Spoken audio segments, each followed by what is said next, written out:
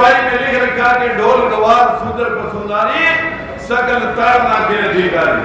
मेरे भाइयों मेरी बहनों, आज सारा समय मैं वापन मेषराम जी को ही दे देता हूं। मैं अपनी बात एक कॉपी में आज आपको देके जाऊंगा। मैंने रथ यात्रा के माध्यम से पूरा हरियाणा कवर किया, लेकिन राजकुमार सैनी के साथ अभी बैकवर्ड समाज के लोग बाहर आकर के चुपके में कहीं अकेले में घर के बात करते हैं। कभी कहीं कांग्रेस वाले या बीजेपी वाले इनको देख ना ले। जब तक आपका ये रवैया रहेगा, जब तक आपकी ये सोच रहेगी, तब तक हम आपको इंसाफ नहीं दिला सकते।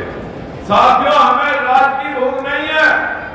राज मैंने बंसीलाल के पास छोड़ा मंत्री पद जब आपके साथ भेदभाव हो रहा था, चौटाला के पास छोड़ा जब भेदभाव हो रहा था, और बीजेपी में छोड़ा जब भेदभाव हो रहा था।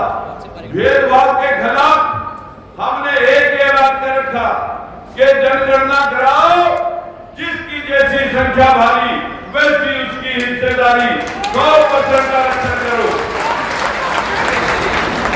जब तक हम बैकवर्ड लोग ऊपरले लोगों के तलवे चाटते रहेंगे, तब तक आप राज की बात सोचना मत।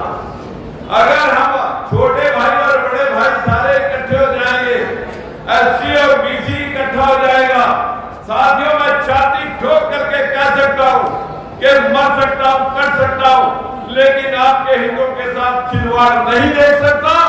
जब तक लड़ाई जरूर, जब तक घर के अंदर आ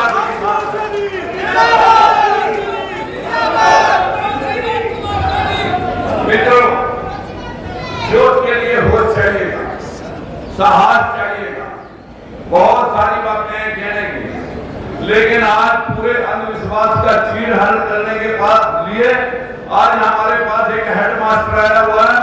हम आज हेडमास्टर की बात आपको सुनवाना चाहते हैं।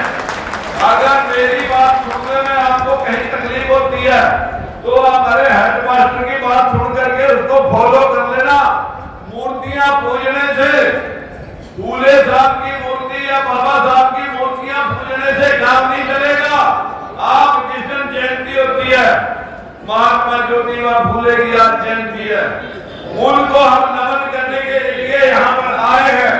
हम उनको प्रणाम करते हैं, पर ईमानदारी से बताओ, अगर सच में हम उनको नमन करने के लिए आए हैं तो क्या हम उनकी विचारधारा को फॉलो कर रहे हैं? क्या बाबा साहब और महात्मा ज्योतिबा फूले की विचारधारा को फॉलो करेंगे? फॉलो करेंगे? अगर आप फॉलो करेंगे, मैं 2024 में हम दोनों भाई आपको राज में बिठा सकते हैं, यह हमारी गारंटी है। अगर आप भी काम करें, आप भी काम करें, पर्चा हम बांटे, पर्चा हम छपवाए, खाना हम बनवाए, सारी रात होगी हमें खाना बनवाते हुए, हलवाइयों के साथ बैठा पैकिंग करें, सारी रात अपने हाथ से आपको खिलवा के जाऊंगा। और क्या हम बांटने, बैनर हम लगाए, संविधान खतरे में है। संविधान तो इतना मजबूत उन्होंने अलमारी में बंद कर रखा, उसे संविधान को खतरा नहीं है कि वो किताब तो लागू ही नहीं हुई। अगर वो लागू हो जाती वो तो ताला बंद करके रख रखी है। संविधान की किताब बढ़ के रह गई। अगर संविधान के आधार और प्रिंसिपल लागू हो जाते तो आज देश के अंदर गरीबी मुंह भाई खड़ी ना होती, बेरोजगारी खड़ी ना होती, इस देश के अंदर महंगाई मुद्दा नहीं है, इस देश के अंदर बेरोजगारी भी मुद्दा नहीं है, इस देश के अंदर गरीबी भी मुद्दा नहीं है, किसान भी मुद्दा नहीं है, इस देश के अंदर तो हिंदू और मुसलमान मुद्दा रह गया है कि तुम 80% खतरे में हो और 20% मुसलमान तुम्हें खा लेंगे। यही मनोवादी लोग अकबर के दरबार में, मुगलों के दरबार में, टोटल मल भी वही था, बीरबल भी वही था, तानसेन भी वही था और मान सिंह भी वही था। ये तब खतरे में नहीं आए। आज ये संविधान, बाबा साहब के संविधान की वजह से हम जागृत हो रहे हैं, इसलिए खतरे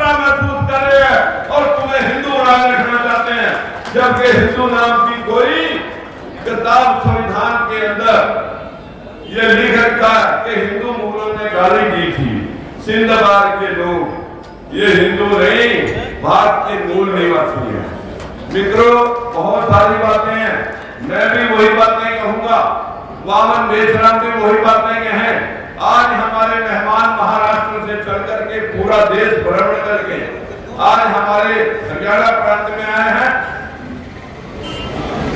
हरियाणा प्रांत में आए हैं, और हम सब चाहते हैं कि अगर संविधान का प्रारूप कहीं खड़ा करना है, नई संसद भवन बनी है, अरे बाबा साहब का नाम नई संसद भवन के नाम पे रख दिया जाए तो अपने आप संविधान को कुछ प्रारूप मिल जाएगा।